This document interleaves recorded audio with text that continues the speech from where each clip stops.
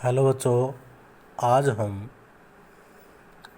कवि हरिवंश राय बच्चन के जीवन के विषय में पढ़ेंगे।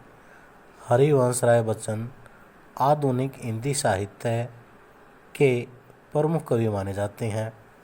इनका जन्म 27 नवंबर 1907 को उत्तर प्रदेश के प्रयाग के एक साधारण कायस्थ परिवार में हुआ था। इनकी आरंभिक शिक्षा वहीं के एक स्कूल में हुई। प्रयाग विश्वविद्यालय में इन्होंने एमए में दाखिला लिया, परंतु असहयोग आंदोलन के कारण इन्होंने अपनी पढ़ाई बीच में ही छोड़ दी।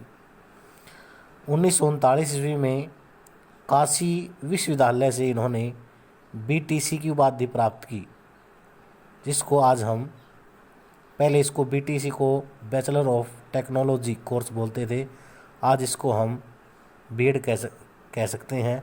1955 में भारत सरकार ने उन्हें विदेश मंत्रालय में हिंदी विशेषज्ञ के पद पर नियुक्त किया। जीवन के अंतिम क्षणों में भी वे लेखन कार्य करते रहे। इनकी प्रतिभा और साहित्य सेवा को देखकर भारत सरकार ने इनको पद्म भूषण की उपाधि से अलंकृत किया। 19 जनवरी सन 2003 में इनका देहांत हो गया। इनकी रचनाओं की बात करें तो प्रमुख रचनाओं में इन्होंने बहुत से काव्य संग्रह लिखे और ये प्रतिभा के धनी व्यक्ति माने गए हैं। जैसे कि काव्य संग्रह में मधुशाला, मधुबाला, मधुकलश, निशा निमंत्रण, एकांत संगीत, टूटी फूटी कड़ियाँ, मिलन यामिनी। और जो आत्मकथा के 4 खंड हैं उनमें क्या भूलूं क्या याद करूं, नीड का निर्माण, फिर बसेरे से दूर, 10 द्वार से सोपान तक।